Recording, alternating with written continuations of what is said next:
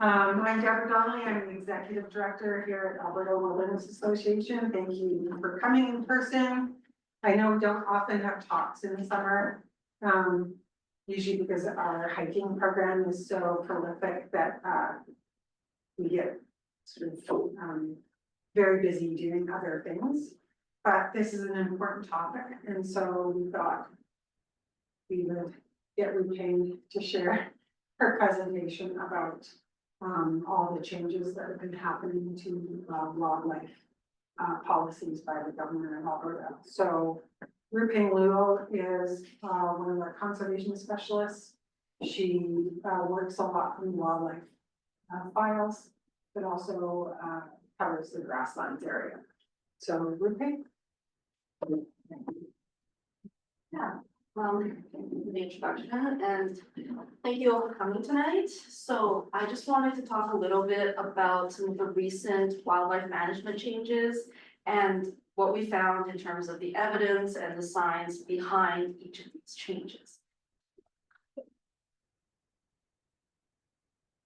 So there's four main changes I'm going to focus on for the cougars, the grizzly bears, the fur bearers, and a few that affect other species. And for each of these changes, I want to go through what the justification given by the government was. I want to go through what we were able to find in terms of the science or the evidence behind each of these changes. And I want to talk a little bit about what biologists have been saying about them. And then I also want to briefly touch on any consultations and general timelines for how these changes happened, and finish with some things that we'd like your support on. So before I get into that, I want to talk about biodiversity, because why does it matter? Why do we care if we lose some of our wildlife? Well, other than the fact that a lot of people enjoy having these species on the landscape, they're really important for healthy ecosystems. So high biodiversity is needed in order to have robust and resilient ecosystems. And when I talk about healthy ecosystems, I mean ecosystems that are able to withstand natural disasters like flood and drought, ecosystems that provide a lot of our services, and ecosystems that sustain a lot of the animals and other species that we see. So some of the impacts of these species are, wildlife is really important for our soil aeration, for loosening the soil. It's important for providing pollination services. It's important for a lot of the nutrient cycling and also for air purification, for pulling toxins out of the air. It's important for a lot of our pest control, especially for agriculture. For water filtration, again, pulling toxins out of our water systems, and for seed dispersal. And all of these services together are really vital for our agriculture. Sorry, there's a lot of animation on this slide. For health, the health of the ecosystem, but also human health. For our economy, which relies on many of these services. For buffering against things, natural disasters, flood, drought, fire, all of that is really, it's really vital that we have this high biodiversity. Yeah, there you go. So predators in particular are really vital for this biodiversity and for maintaining the health of these ecosystems. And so one thing that predators are really important for is that they control our prey populations. They control things like ground squirrels, like deer, and make them keep them at manageable levels so that they're not causing damage. Because through their control of predators, we see a lot of impacts on the vegetation. We see control of grazers so that there's more vegetation that's left over. One more. And then, okay, that was too far. Sorry. The other thing is that predators help to improve biodiversity by impacting competition. So they might target bird species, and that affects how they compete with or interact with all the other species on the landscape. One more. And then they affect nutrient cycling through their kills, but also because predators often have large ranges, they move quite a bit, so they'll move nutrients between areas. And then They also impact disease, especially because predators have a habit of targeting the weakest animals. So that reduces the risk of disease in the population because the animals remaining are stronger and are healthier. So before I get into the decisions themselves, there's just a few terms that I want to go over so that everyone knows what I'm talking about. And then first one is harvest. So when I talk about harvest, I talk about any killing or deliberate removal of an animal. So this can be through hunting and it can be through trapping. It can also be through other management activities. Next one. Quota is the maximum number of animals that can be harvested. There's actually a slight difference in how the quota is determined for hunting and for trapping. For hunting, it's usually within a wildlife management unit, which is an area. And for trapping, it's per trap line. So there's different numbers that you'll see because of this. One more. And then the last thing is a wildlife management unit is an area of Alberta that's being used for management or harvest of a specific species. Cougars have their own system. They have a separate cougar management unit. And again, this is just an area that allows for cougar hunting. So this is a map of the wildlife management units. You can see it covers most of the province. And this is the basis of a lot of management decisions for our wild species. So the first decision I wanted to talk about was cougars. So last year, one more time, female cougar quotas were more than doubled. So if you look at, no, keep going, sorry. One more. If you look at what cougar quotas were like before the update, and then what they were like, press one more time, after. So, yeah, keep going. So this is the female cougar quotas before the change, and that's after. And then, yeah, so it goes from 32 to 72 through this change. After the next major change that was made was that there were several new cougar management areas that were established. Again, these are areas that cougars can now be hunted. Yes. So this is what the map of the cougar management areas in Alberta looked like before the change. And this is what it looked like after. So quite a big difference. And this one more. And if we compare, you see the areas up north, you see them south and to the east, and you see it expanded in the area of Cypress Hills. So overall, with all of these new areas that are added, the area that cougars could be hunted in was almost doubled. And why this is important is that it means there's less areas for cougars to avoid hunting and to be able to recover when the populations are low.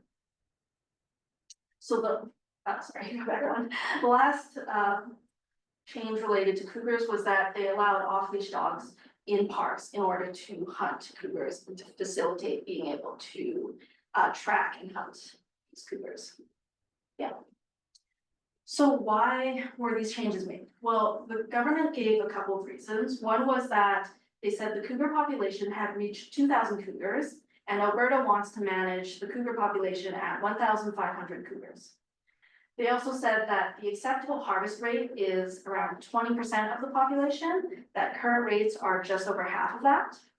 And finally, the government said that there have been increasing negative interactions and that this decision would help to decrease conflict between humans and cougars.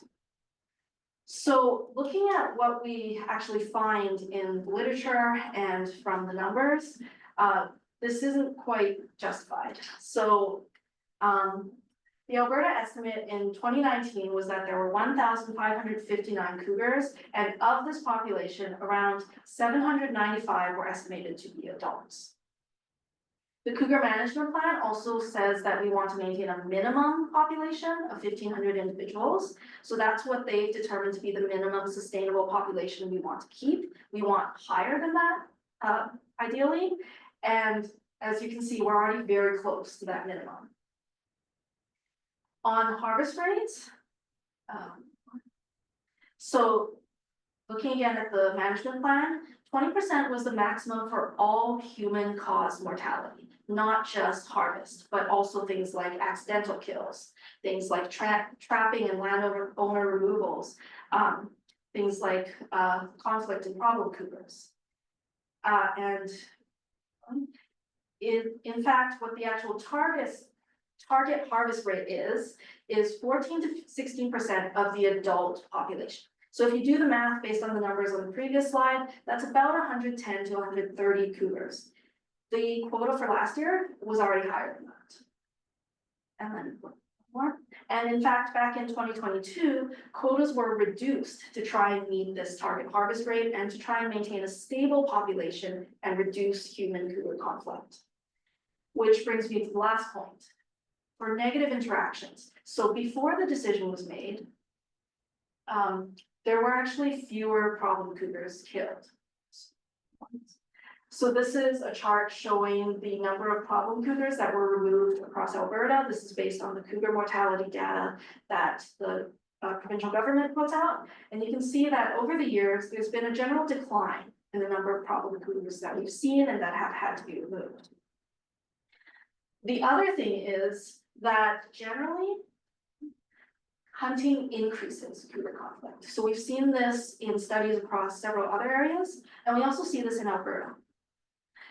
This is using the same information as previously. We mapped, so all human-caused cougar mortalities, so that's hunting, trapping, landowner removals, with the number of problem cougars that were removed in the same year. And there's this very clear trend that when there's more human-caused cougar mortality, there's more problem cougars that we need to remove. So this supports the other studies that have shown that as you increase hunting of cougars, you actually see more conflict, not less.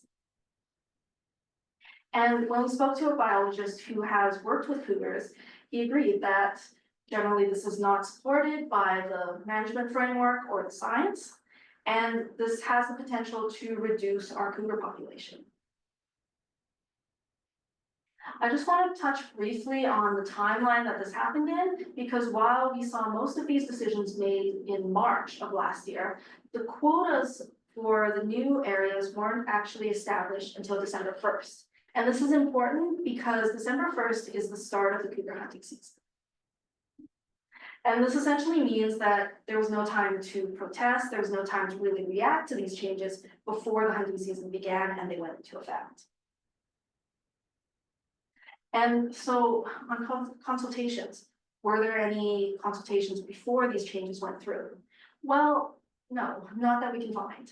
And in fact, this article was that the NARWAL put out shows that generally there was input from hunting groups, but there wasn't broad public consultation. There wasn't a lot of scientific information that was used to make these decisions. And I also want to point out that these decisions align with the cougar bounties that were put out by one particular hunting group, especially on female cougars. So going back to why this is important.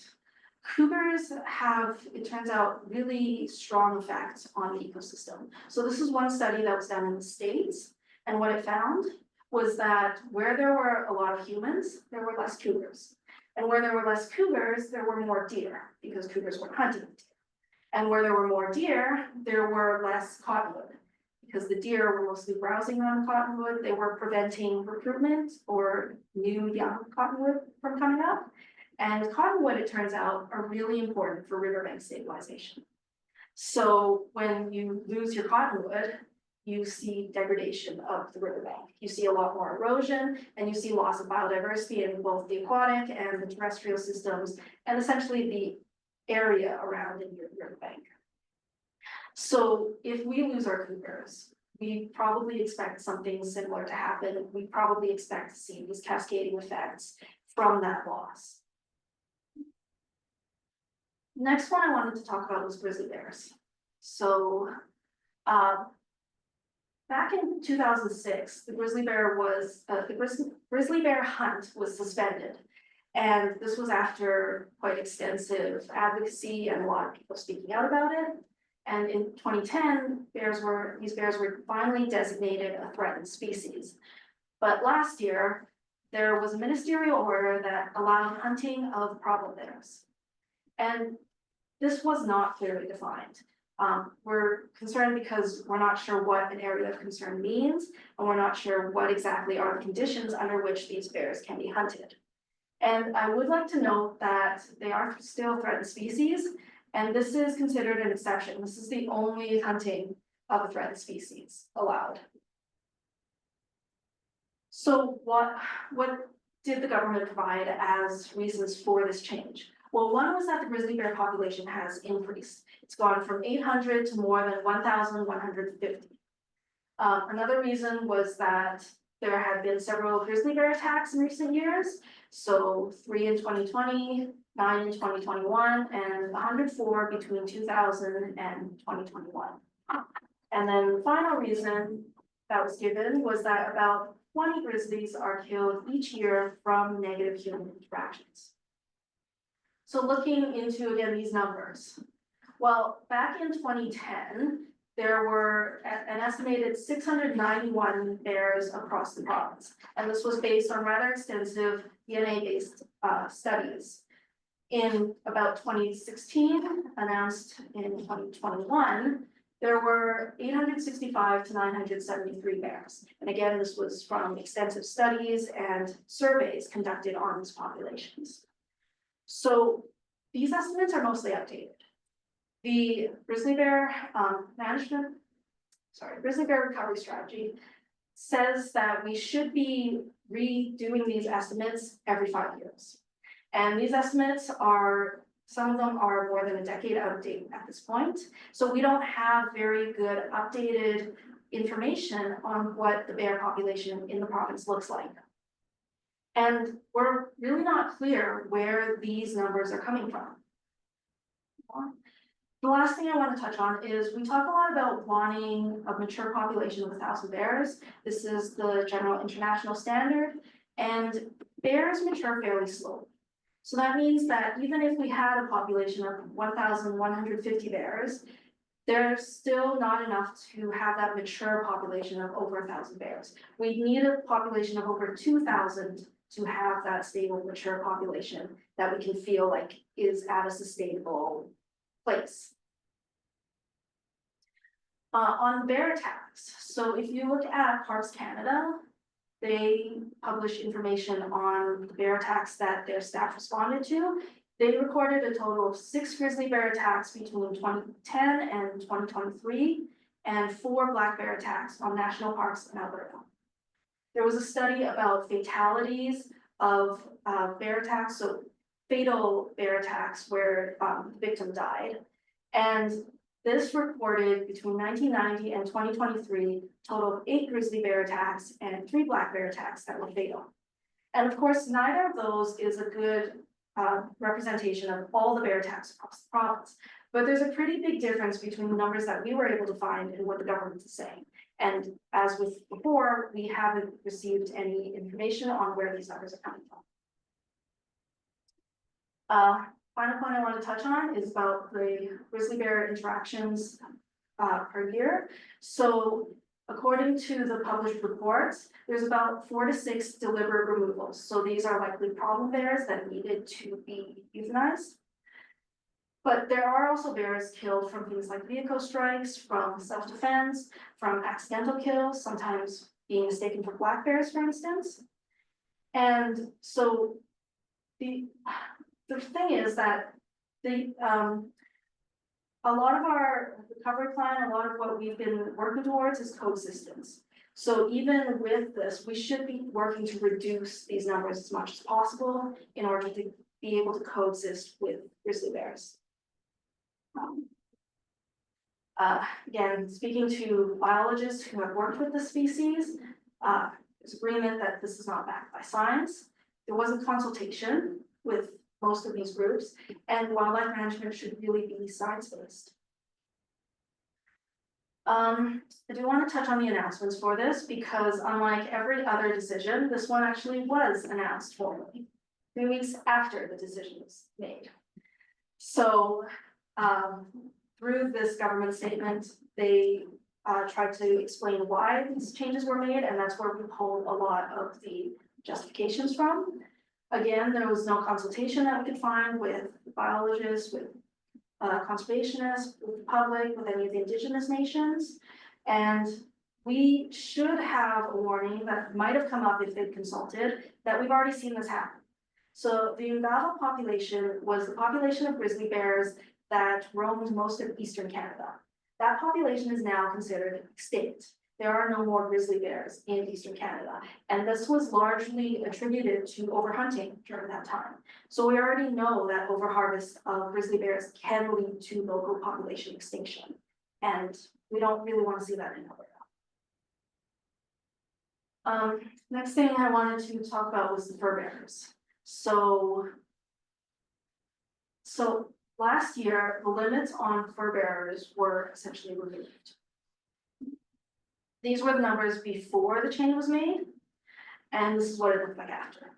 So in places where there was a trap line for a particular fur bearer, now there's no limit.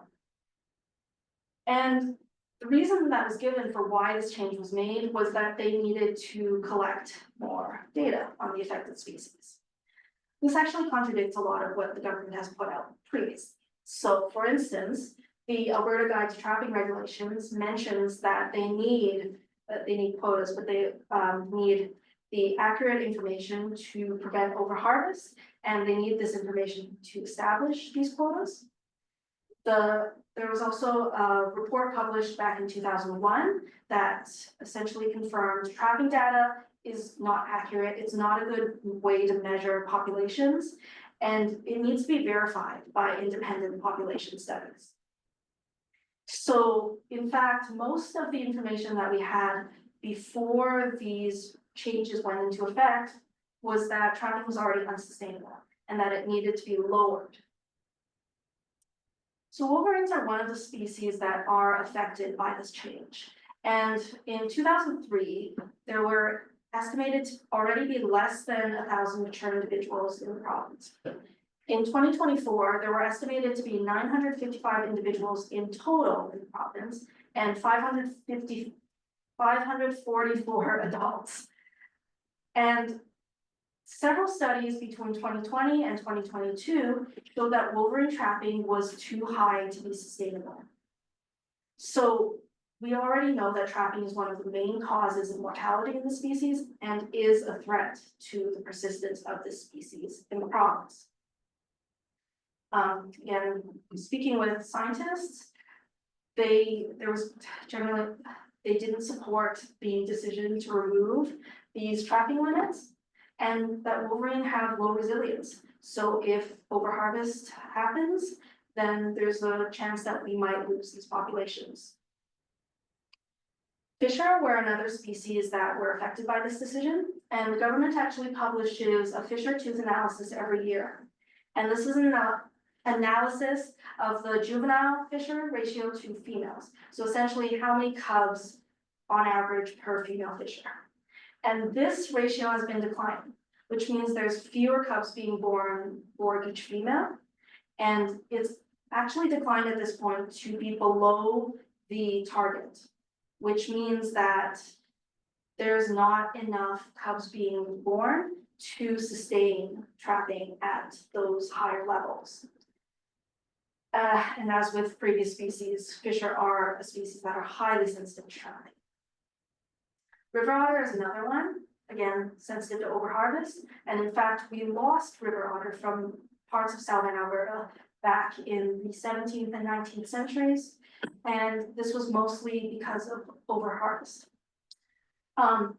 So these were we only recovered river otter in a lot of areas from reintroductions and with the introduction of quotas to prevent overharvest.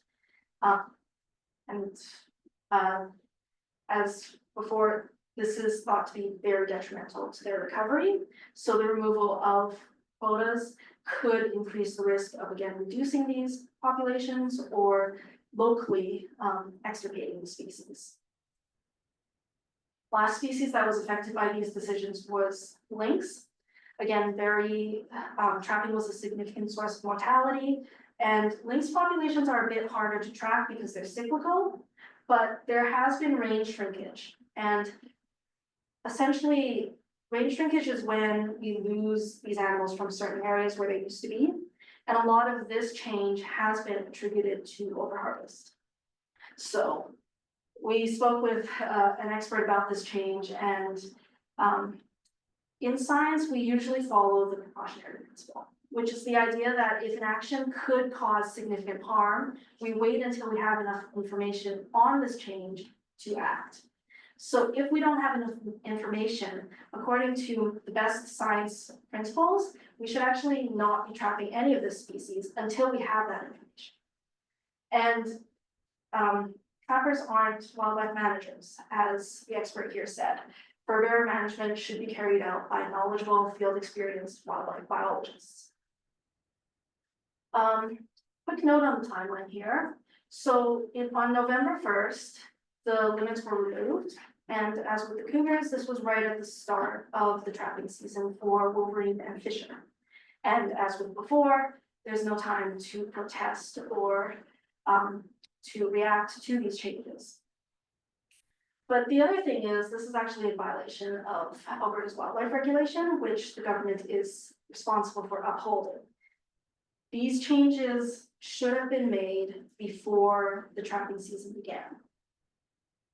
And we did mention this, we did write to the minister pointing out this oversight, and there's been no attempt to correct it. And no response. Well, as with the other changes, there's no public consultation that we could find. There was, we did find out that they had reached out multiple times to the Alberta Trappers Association. There were several meetings between January 2024. Sorry, that should be 2023 to October 2024. My bad. But to January of the year previous to when the decisions were made. And while the response that we received from the government was that they had little understanding of fur populations, they have said that they're working with the Alberta Trappers Association and the Alberta Conservation Association, and heavily with hunting groups. They've also confirmed that there's no planned engagement on this issue with wildlife experts. Just a brief side note about mesopredators, because when we talk about predators, a lot of the time we talk about the large apex predators. But the smaller mesopredators are also important because they control a lot of these small mammals and birds. And as with the larger predators, that means they can affect the communities, the vegetation, and their interaction with other species. A lot of mesopredators are also scavengers. So that means they're really important for nutrient cycling, which is the next point. And they're really important for releasing a lot of the nutrients that are found in through their scavenging. Yeah, and then I mostly focused on predators with this presentation, but I do want to mention one change that affected other species, and that change was around the minister's special license. So the minister's special license is a license that allows for holders to hunt outside of the quotas set for each WMU.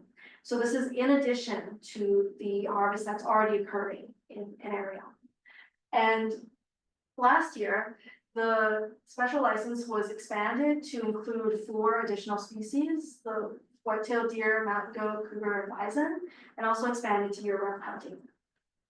And the one species that we're particularly worried about is mountain goats, because we've already seen significant decline in the species from about the 1900s from overharvest. Some of these populations have still not recovered. Mountain goats have this habit of fleeing to a rocky ledge in order to escape predation, which you can imagine is less useful when you're running from bullets. So human harvest might be more impactful than some other predator attacks on the species. They are a species, again, highly sensitive to harvest, and many of the populations in Alberta, even before this change was made, were already assessed to be at risk of local extinction. And yeah, response when we asked about this was that they are extremely sensitive to overharvest. There's no scientific basis for this change, and we expect that it will have a negative impact on the persistence of our local mountain goat populations. So just to wrap up everything I've said, there were several changes made in the last year and a bit that really increased the allowance or the area of hunting in Alberta. These changes were not based in science. They were made against the advice of wildlife biologists, and they were made without broad public consultation. These changes do threaten Alberta's wildlife. We've seen with all of these changes that there's a chance that they could cause local extirpation, that they could reduce our population significantly. And we believe that wildlife management must follow the best available science, reflect the interests of the public, and support long-term ecological health. We don't think that these decisions have done that. We think that these decisions violate, in fact, a lot of our best science and are contradictory to the interests of most Albertans.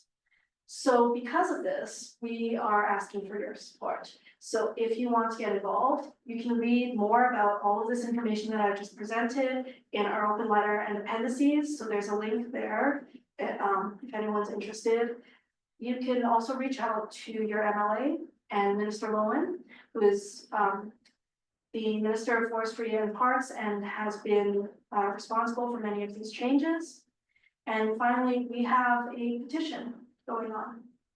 So if you're here, you can sign a petition at our office. Otherwise, there's instructions for how you can sign it online at that same link, or you can come into our office.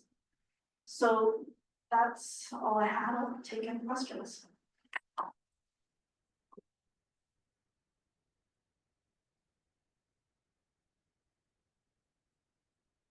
Well, it's pretty sad state of affairs. I don't know, maybe we're all in shock. Yeah. What do you hope to get out of this? Well, what are we asking for? The petition itself is just to get these decisions rescinded, but the hope is that we will be managing our wildlife according to the best available science, that we're going to manage based on the evidence that we have, based on what biologists who worked with these species for years are saying is necessary, and that we have sustainable populations so that we're not worrying about losing these species in however many decades it takes until this becomes irreversible. Are there any questions on When they're doing these counts, are they counting the wildlife in Banff and Jasper? Which counts, because they Well, do different. for instance, the grizzly bears. So the grizzly bear counts were done based on different management areas, especially that 2016 one. It was based on several different studies. And I believe they did cover the area of Banff and Jasper, but I would need to check. Why would the Alberta government have any power over what happens in the park? Well, they wouldn't, the national parks are the jurisdiction of the federal government. Yeah, that's a good question. I would need to confirm whether or not they included the populations in national parks. I don't imagine that there's going to be a huge change whether or not they did, because this is covering most of Alberta, and national parks, compared to the rest of the province, are not a huge amount of area. And there's a chance that those bears could move outside. Yeah, and of course, there's the fact that borders don't really exist for these animals.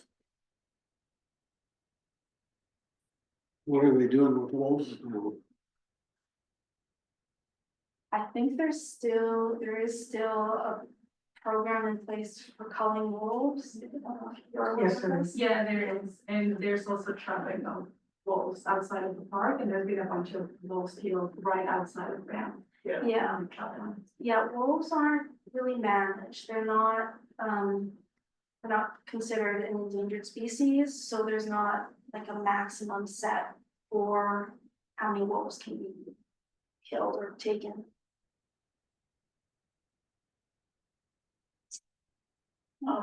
You can correct me if I'm wrong on this, but isn't the, like with ducks on the ridges, for instance, aren't they given credit for the fact that they look after the duck population in order to keep going with their sports? So I guess what I'm wondering is, with the further or the trapper association and the hunting groups, are they working with any conservation groups with that same principle in mind? It doesn't seem like it's even in their Yeah, best interest. yeah, well, that's, I should say that we do work with hunters who are concerned about conservation. So there are hunters who actually, that have reached out and said they were concerned with these changes because they don't think it's sustainable. And they want the population to continue into the future so they can continue to hunt them. And, you know, obviously I can't speak for what the trapping association or the minister or the people behind these decisions are thinking. We don't think it's sustainable. We think that, yes, if we lose these populations, then there's not going to be anything to hunt or trap either. But yes, yeah, I don't know where their reason comes from. Yeah. From our perspective, these are clearly unsustainable and we will lose a lot of these from areas that are heavily harvested. Yeah, I just wondered, could it lobby those groups to say, maybe they would just start rethinking what's happening? Well, whenever this has come up, whenever we've reached out to the minister at least, he has said that these are sustainable and we don't agree based on the evidence. I guess I'd say we have reached out to some of the other conservation groups, but also some of the hunting and trapping groups, and we haven't really gotten a response. So, yeah, if they want to talk to us and present their perspective, you know, we'd be open to listening to it. We might not agree with it. Yeah, about the cougars. You said that you think there's about 2,000 cougars and they want to bring that down to maybe 1,500. And I mean, I don't know much about cougars. I own about a half section of land just south of Water Valley. It's all bush. We have cougars out there. Not many, but once in a while we have trap cameras and they show that there's cougars kind of wandering through our land, you know, but they've been no problem whatsoever. And then when you think of, okay, so right now there's about 2,000 cougars in Alberta, but the area that you showed, the slide, it covers a huge area. And so 2,000 cougars over such a big area is not very much, you know, to say the least. And then you start to wonder, maybe what's driving this whole thing too is that, you know, let's face it, the minister is, he's also from his part of his work was, I think, Okay. yeah, outservice, right? You know, and so maybe part of this is just being driven by the fact that there's some of these hunting lodges want to have more access to the cougars. And this is one way of kind of legitimizing them to go in there and do their hunting. So maybe it's this whole thing is, there's no concern about the environment, it's just more of a function of money. It's behind the whole thing. Yeah, I don't know if you can comment on that or not. I mean, I really wanted to keep this about facts, yeah, and the science. But we have, you know, mentioned that we think there is a conflict of interest there. Yeah. You know, that's something that we brought up, that especially because conflict of interest act talks about impacts to their family and impacts to their adult children. And that's, you know, we think there's a lot of connections that the minister has, and we are a little bit concerned about how that's impacting these decisions, especially since largely these decisions have been in favor of more hunting, more trapping, instead of what we think would be good, sustainable conservation science. We could ask for the governor, for the minister to stand down from his position. But we don't think this government would support that. So what we're trying to do is just do what's best for the animals, which would be rescinding these policies, right? That we have a better chance of happening than going after a conflict of interest. We've discussed it with lawyers, et cetera, but we've decided at this stage anyway that our focus should be on getting those policies rescinded as soon as possible. But we need everybody's help in this, right? So the more people that are engaged and that sign a petition or call or write the minister, the more pressure we can put on them, the better.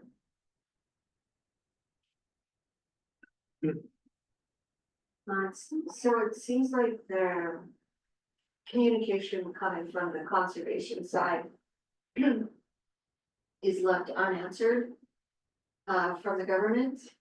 Even if I've sent emails, never got a response. Sort of feeling kind of helpless because yes, we can send notes, we can call, and we can sign a petition, but if the government side won't hear, just throws it away, like they're not interested in the least. What else? Is there anything else? There's nothing regulatory that can be challenged, it sounds like. You've had some legal advice. Yeah, Already? we've been discussing that, Yeah. what we can challenge and what it's worth, going after. Yeah, We're not there yet. So Not there yet. just from AWA's perspective, we're not there yet. That would be a huge thing. We had initially wanted to call for Minister Lowen to resign. And we were advised that probably would have no reaction in this government and that he was unlikely to do so. So our focus has to be on trying to protect these species first and foremost.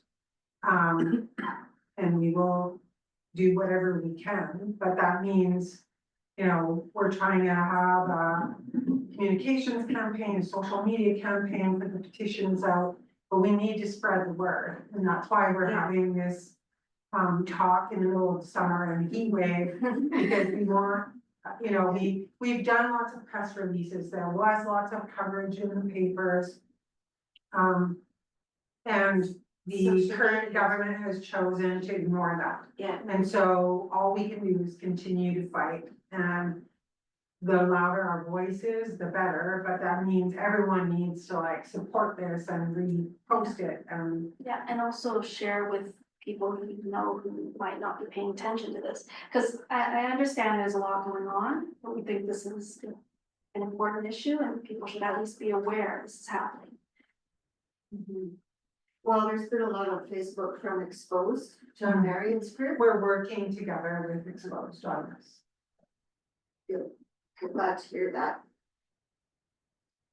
More people, Yeah. hopefully draw So more it was people. Exposed in AWA working on this, well, AWA initially, and then Exposed came in and has been working. John's been reached out and we've been working together on this.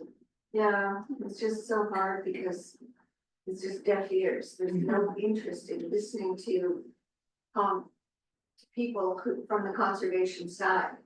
Well, you're all here, the people online are here. Yeah. If you go out and tell two friends, Yeah. they tell Yeah. two friends, Yeah. maybe we can make a wave of important clawback from the government on this. So we ask for your support, but also to help spread the word about what's been going on. I saw an article in one of the conservation magazines a while ago. I think it was PEI. They were involved in something similar regarding protection of species. They did some big displays, like on buses and things like that. Um, I, I don't know if, you know, exactly how it worked, if it worked. But it was like big banners so that lots of people can see that aren't even involved with conservation. And all of those things cost money, right? So, you know, we're a small charity, right? So, Yeah, we do what we can, and that means, you know, we publish about this consistently in the Wildlands Advocate. We mention it in our newsletter. We have lots of tabling events. We have our hikes. We talk to people about it. We have our social media campaign, but we're 9 people in this office, right? So all we can do is what we can do, right? And this isn't the only issue we're dealing with. We're dealing with coal, we're dealing with oil and gas, we're dealing with policies against renewable energy, where, you know, and it's not just these species, we also have problems with caribou, with sage grouse, right? So, you know, we're doing what we can, but the more people we can get engaged to help spread the word, hopefully that can put some more pressure on the current government to make some changes. yes, I hope so. Have they had any response at all? Like, are they going to review their decision that they decided they're gonna see how many dead animals there are to manage Yeah, their numbers? Any And- response at all? yeah, well, we did find out that they don't have a set threshold for trapping. So there's not like if it gets past this point, then we'll reinstate it. It just, their response has been, we'll see what happens, and yeah, it does seem like this was mostly to lift the trapping limits. Doesn't seem like they have an idea of what they're going to do once they have that information. Yeah, I didn't think there was. Yeah. I thought I just checked. I mean, you guys are doing everything you Yeah. can, right? I wish I had better news. Yeah, no, I following. So tonight's lecture, we'll upload it on YouTube. So, feel free to check out the AWA YouTube channel and share it with your friends. You know, we're trying really hard to get the word out within our capacity. I mean, this isn't the only issue we're dealing with. So, you know, we have to be cognizant how we, approach different issues, right? We're working very hard on the coal issue as well, right? And that's costing AWA an awful lot of money to go to the hearing. So, yeah, if there's no other questions, were there any questions on that call? Yeah. With regard to bison, I noticed that it's on your petition that they are allowed to be hunted with special license. Where are bison being a problem for the Alberta government? Yeah, bison's interesting because their status is different. Like wood bison are mostly wildlife, I believe, or wildlife within certain WMUs. Plains bison are still not, except for the Banff herd and the area immediately outside. So it's yeah, so I don't actually know how that license would work at this point, just because it's very conflicting. We did put generally that we want the minister special license to be revoked. That's one position. But yeah. I think bison is a whole separate issue that would take another presentation just to go through. So that's why I didn't want to spend as much time on it. Mountain goats was kind of the clear example that we had, that we know this is not good for their populations and could be detrimental. Yeah, bison are, because bison, some of them are managed as livestock and some are managed as wild, and it's a lot more complicated of an issue than just this. If you're asking how the minister's special license is going to affect bison, I'm not entirely sure. I think it depends on where they go. There's some populations that are more stable than others. There's some populations that are doing better. And how many they take, it's something I have to look more into to get an idea of what the impacts are, or what they can do. Well, does the special license allow hunters to take an animal all year round or just during hunting season? Currently, yes. Really? Mhm. So there's people out there running Yeah. after white-tailed Yeah, deer sorry. now. The minister's special license, there's a few other types of special licenses, but. And do they make minister's money special off of this license- license? Yes, this is actually the one that they often sell internationally. So there are people coming in from For other outfitters, and they have countries. to hire an outfitter in order to. Yeah. Go hunt, they're not allowed to just hunt on their own. Yeah, There's a so lot of animals on the special license. there's a Right. couple, outside the 4, they expanded it to, there were 9 before that.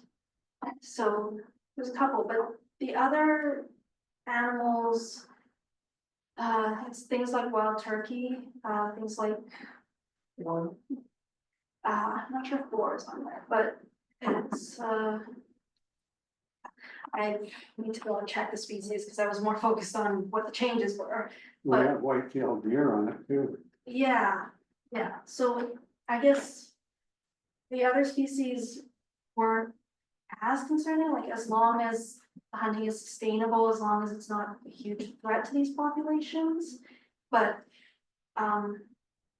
it's always kind of that balance, like it could change. But generally, we don't have a problem with hunting overall, as long as it's not a threat to the persistence of the population.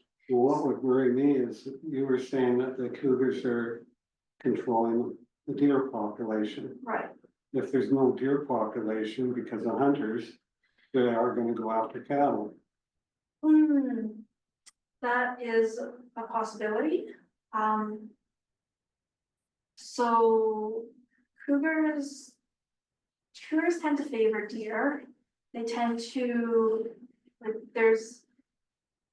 most of the studies have shown that cougars don't, especially the older, more mature cougars, don't tend to target livestock.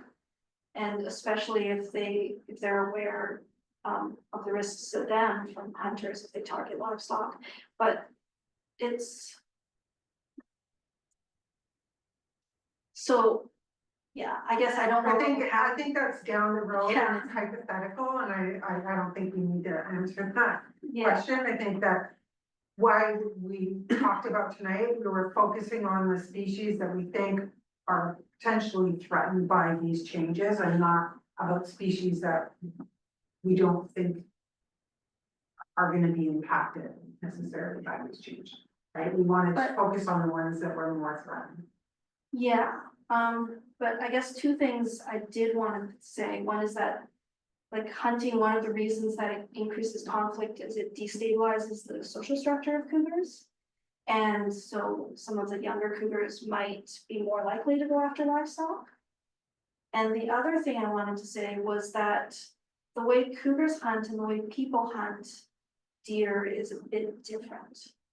So the impact of cougars who are there year round and for treat areas is different than how humans might go after deer, and it has different impacts on how deer behave and react to that hunting.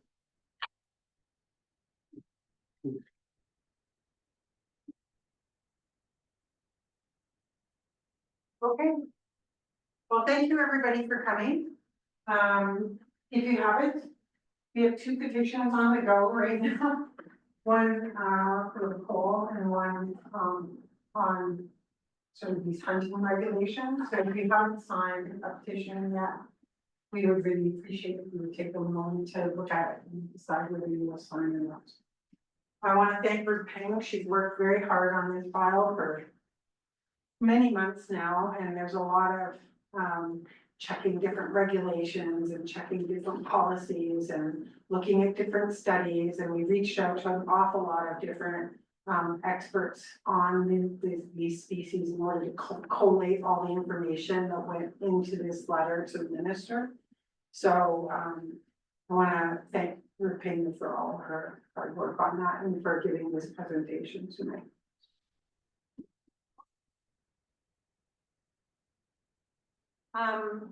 Just so everybody knows, 12th Street has their Stampede Party on Friday, and that aligns with, Historic Places Days. AWA is a heritage building, and so we're always open to the public, and they're having a barbecue on Friday from 3 to 7. So feel free to drop by and say hello, and ask more questions.